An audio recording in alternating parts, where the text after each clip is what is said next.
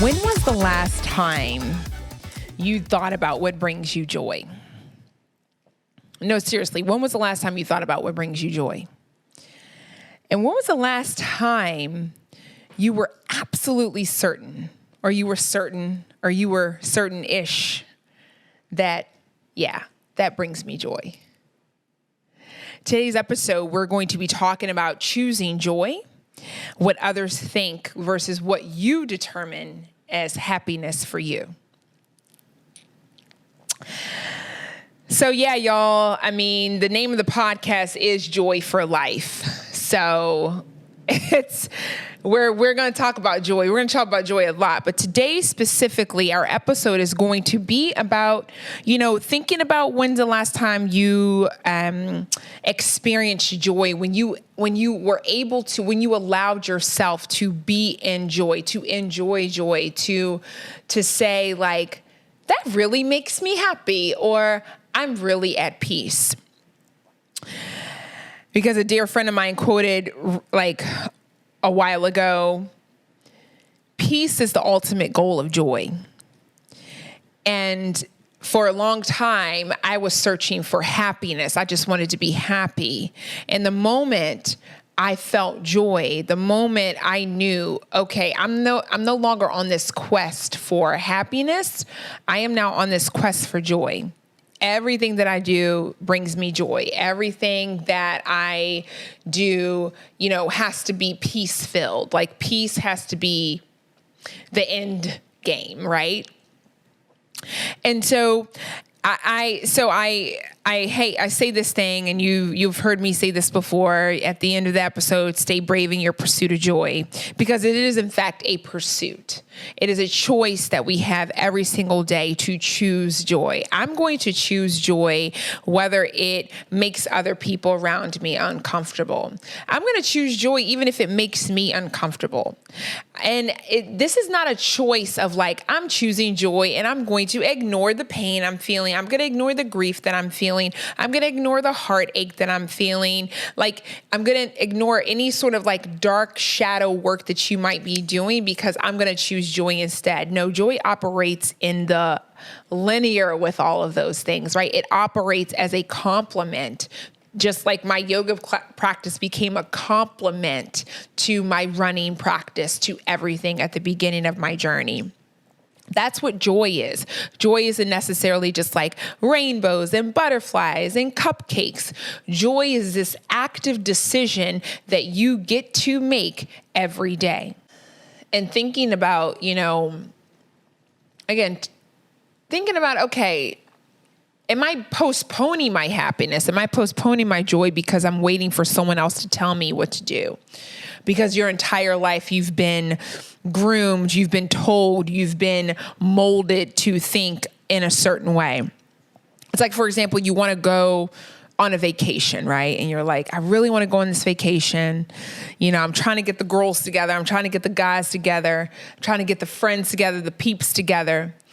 But I can't get anybody to commit. And I really want to do this, right? Are you going to delay not going on that trip because no one can join you? Are you really going to do that? Have you done that before? I'm guilty of it. And I really felt like I let myself down. I really let myself down, right? It was like, well, why didn't I just go? And because other people couldn't. And so the moment I felt that like disappointment, I felt that letdown, I said, never again. And it only takes one time really for some people to be like, yeah, I don't want to feel that way again. That wasn't fun for me. And so we're not going to do that again. So I'm booking the trip. I'm going to the festival. I'm going to the concert. I'm going to take the workshop. I'm going to the retreat. I'm going. For example, I'm hosting a retreat in Zambia and Zimbabwe, March 1st to the 10th, 2023. I cannot wait. And I was like, people aren't signing up. What's going on? But I was like, either way, I'm going. Even if I'm going there and there's no retreat and me to just experience this place, perhaps that's the way in which it might line up. But then we had a person sign up, and then we had another person sign up. And so it's like, people are coming, but I wasn't going to pause my joy. I wasn't going to pause something that I wanted to do based off of what other people were deciding or were not deciding, right? Like, life is long. Life is long, y'all. And we get a lot of opportunities to make these decisions, to choose. And so go forward, make the decision, do the thing that makes you happy, not with with someone's like, okay, so actually we know what you need. And it is this. Like, for a long time, I thought being married and having kids and having a house and working a job was the way in which my life was going to be happy. Like, that's what happiness was for me. No, that was actually not what my entire life was like, when I was supposed to do right here in this life, at least right now. I do very much want partnership and whatnot, but the path that I was going down, it wasn't my happiness. It was what I thought other people wanted for me. And really, when I stepped back, people really just wanted me to be happy. They wanted what was best for me, but I just couldn't see it for myself because I wasn't trusting myself, right? I wasn't trusting what I knew to be true deep down inside. And so, again, I invite you to take an assessment. Even take a moment here. If you can close your eyes. If you can close your eyes here and do a body scan. And do a body scan from the bottoms of your feet all the way up to the crown of your head. Take a second. Only if you're in a safe space where you can do this. If you can't, just come back to it later. And scan here, notice. Notice what is lighting up as you scan from your toes, up your ankles, up to your knees, your thighs, your hips. What's lighting up for you? What's pinging? What's sparkling gold?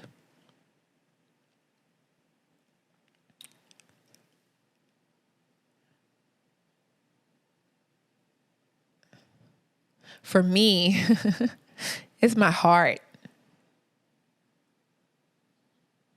It's my heart. And also a little bit in my solar plexus, which is my belly, my core area. The Manipura chakra. And if you're like, God, Ace, nowhere is sparkling. Nowhere. Then here's what I invite you to do. Take an assessment of what you do notice. Write it down. And once you write down all the things that you're feeling right now, all the things that are coming up for you right now, write it down. Get it out of you. Move it out of you. We hold so much truth inside of us that it runs out of room. We got to share it with the rest of the world. And then once you write it down, once you really write it down and start getting it all out of you, the things that are ready to be let go of, now start to notice. Now go back and tap in. Now here's what you're going to do to tap in, to ante up. You're going to call up. You're going to think love. You're going to think joy. You're going to think the things that you want to feel. You're going to think compassion. You're going to think forgiveness. And you're going to embody it as I am. And this is a practice that you're going to do every single day. Until you're able to, within a moment's notice, to when someone says, or when you come back and I say, close your eyes, take an assessment. What's lighting you up? What's sparkling? And you're going to be able to rattle off so many things. But if you're not there right now, that's okay too, my friend. But please know that you get to decide. You get to make the choice in what makes you authentically happy, not contingent and based off of what anybody else wants for you. And there are people who have your best interest at heart, which is awesome. Thank them. Say, I love you. Thank you. But remember, you got to say, I love you and I thank you to you first. I forgive you first. That way you can actually move in authentic happiness and joy, not relegated on what other people want for your life or even see for you. I can't wait to hear how this affects you. I'm so excited. Let me know. And as someone who, my mother was such a happy person. She was loving, she was warm, she was caring, she was forgiving. My goodness, so forgiving. And yet she passed away from pancreatic cancer. She had liver issues. That means she was holding on to, according to Chinese medicine, those are the organs in which, a lot of bitterness is held, unforgiveness, sadness, untruths. You're not able to tell your truth. You're not able to get it out of your body. You're not able to move it out. So your body is like literally holding on to it. And those organs are specifically very important for flushing out the toxins out of your body. So y'all, holding on to stuff that doesn't serve you is literally filling your body up with toxins. It's keeping your body filled up with things that doesn't serve. It will make you sick. And it's so unfortunate that's what happened with my mom. And listen, I'm not saying that my mom got cancer because of her bitterness that she was holding for whatever situation that she had going on in her life. But my mom went through a lot and she was holding a lot. And I don't think that she had the ability, unfortunately, to really do work to move that stuff out. I don't even know if she knew about it, but it was interesting because she had all these holistic healing books. I think she had an idea, and I think that I did get it honest, but maybe she just didn't have the bandwidth to really tap into it, right? Which, very well may have been the case. And so it's been this active journey for me over the last 2 years now of choosing joy, of being an active participant in the joy that I experience every day. Not worrying about, okay, so is everybody else joy-filled? Because I can only be joy-filled if everybody else is. Well, that was my story for a long time. I was very much keeping myself last. I was not prioritizing my evolution. I wasn't prioritizing myself and what I needed at all. I was in a relationship where I put their needs before mine. Sometimes it appeared as though I was putting my own before theirs, but at the end of the day, the choices and the timeline presented itself as I'm taking accountability for the fact that I did not prioritize myself for a long time. And now that I am, there's no turning back. So that's why I'm excited to talk to y'all about that today. And that's why I named most of the components of my business: Joy for Life Coaching, joyful eating, the workshops, I have a candle, I am joy, right? And most people, as we get to know each other here on this journey, thank you so much again for being here, friends. As we get to know each other, as you get to know me, you'll notice that my story is one that is not something that you would think I would line up to the path in which I am living my life today. I didn't grow up, with, someone guiding me. Okay, we're going to go to yoga, and then we're going to go to therapy, and then we're going to do our, meditation, and then we're going to go and see our acupuncturist and do all of these sort of different things, go to spa days, get massages, things like that, right? Sit and meditate and just be quiet and do nothing. We're not going to have Sunday fun days, right? Sunday fun day was considered church where I grew up. And it was we were there all day, it felt like sometimes. And that's where my mom sought her solace, right? Like that's where she was her safe haven. And I stumbled upon recently her like church journal. And there were parts of it in the journal where she was highlighting and boxing in and underlining joy. So it was joy all throughout. And it was so amazing to stumble upon, just to find that in this like treasure chest that I came upon a few months ago. And it was so cool to see. It was like, wow. So my mom knew, she knew. It's just that I don't know why she didn't tap into it deeper. Perhaps she didn't have the language. Perhaps, as I mentioned in, an episode prior about how we don't our nervous system doesn't recognize that it's outside of us that is like trouble and alert, and not within when we don't have the words. When we don't have the words, it just kind of, we internalize it somehow, some way.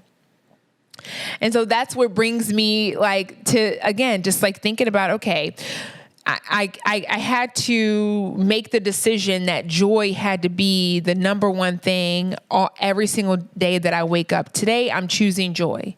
As I lay down at night, I pray that I felt joy today, and listing out maybe 5 things that brought me joy in that day is something that I really like to do. And I like to offer that to my clients and whatnot. It's like recognizing the joy that you felt today, being in gratitude. And, this book that I just finished, Happy Money by Ken Honda, talks about this guy he asked someone to borrow money.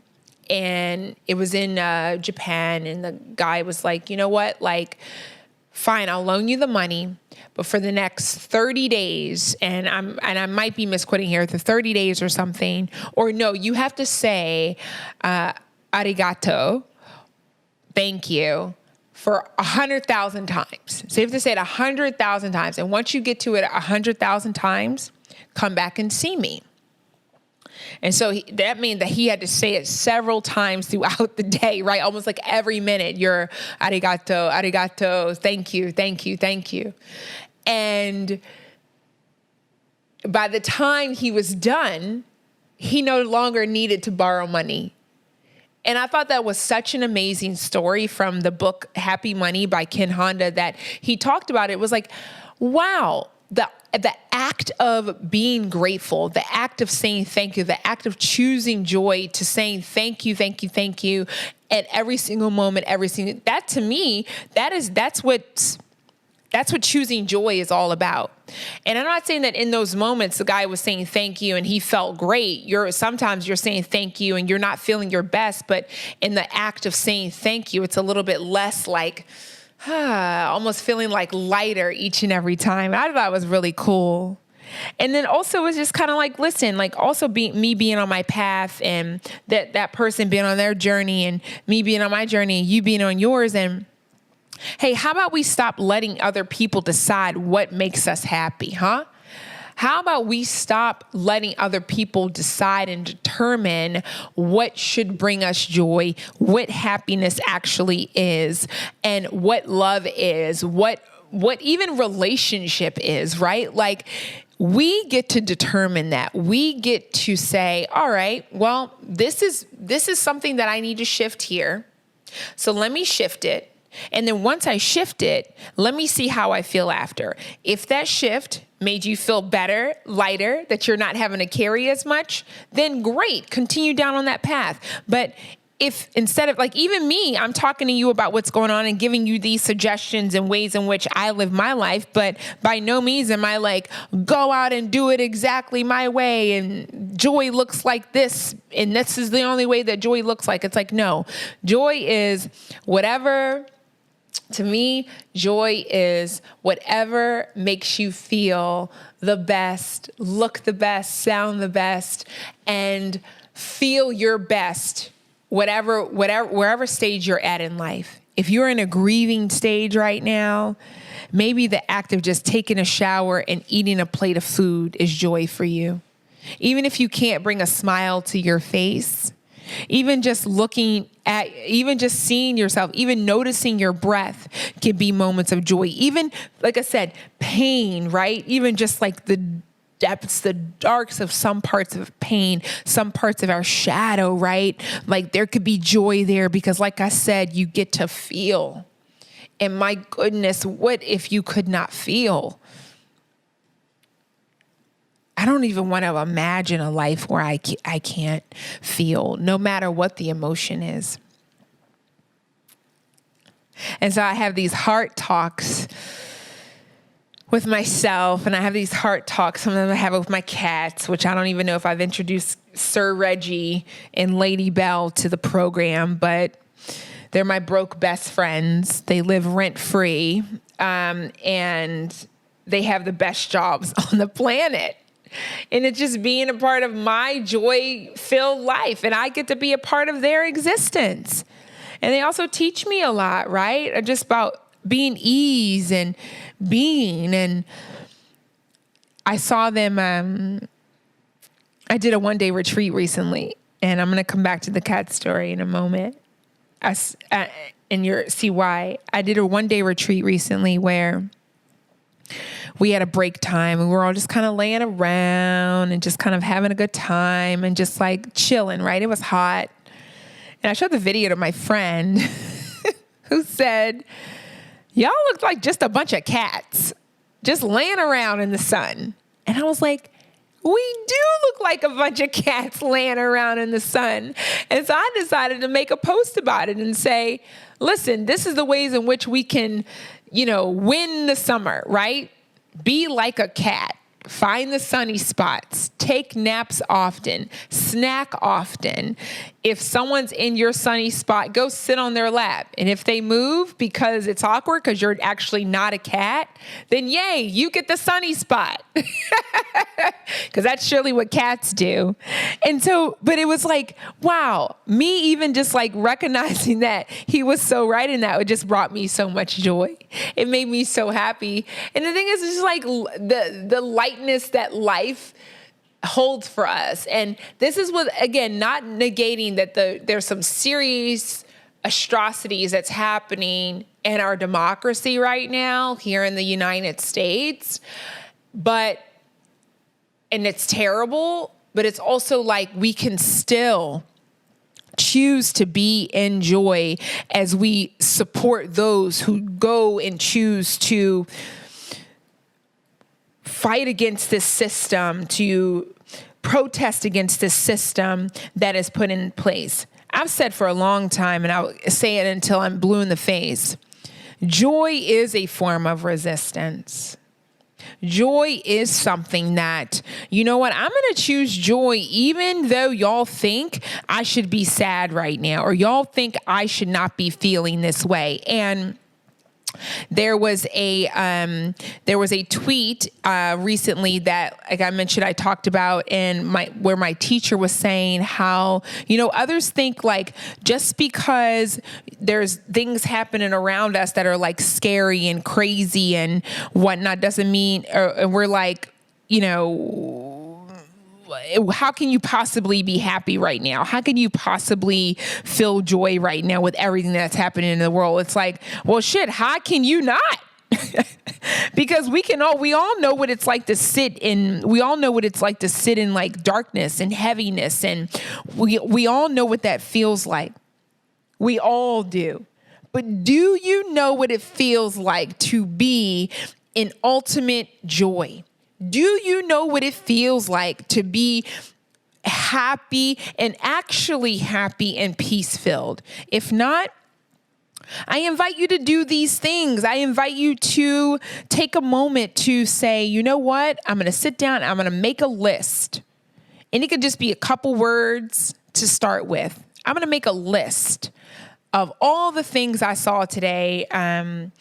Jennifer Pasiloff, my dear friend, calls it beauty hunting. I call it staying brave in your pursuit of joy. So writing at the end of the day, how did I stay brave in my pursuit of joy today? And it doesn't have to be long. It doesn't even have to be at the end of the day. It could be after any sort of interaction.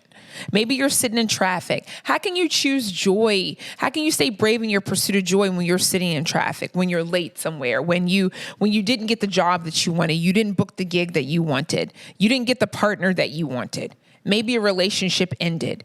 Maybe a relationship is just starting and you're like not really sure how to navigate in it because it's actually healthy. It's actually love-filled. It's actually liberated. It's actually has boundaries. It's actually presenting a place where you can be free. So I invite you to do those things and think about that. Think about, when was the last time you thought about what brings you joy? When was the last time you actually felt joy? When was the last time you were certain that, wow, this is joy? This is joy. And then again, if you need help with kind of thinking about it, then y'all hit me up. Find me, send me an email, info@aceyogala.com.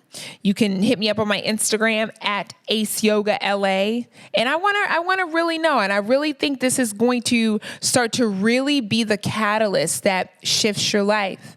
Really be something that changes how you eat, what you think about yourself, what you wear, how you move, what you drink, who you love, how you love yourself, how you own all the parts of you, the good,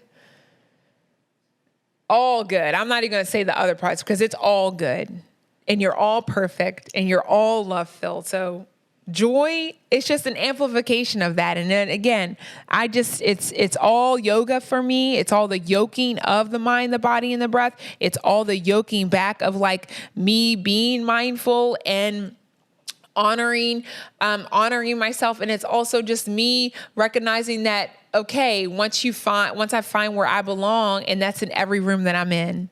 So as long as I got joy, I can do no wrong, and recognizing that I embody that, right? So yeah, so I'd love to hear from you. I'd love to hear some of the things that are bringing you joy. And again, if you're not sure what is, if you're having trouble finding it, let me know and I'll definitely help you out. So yes, thank y'all so much again for being here, and we'll chat soon.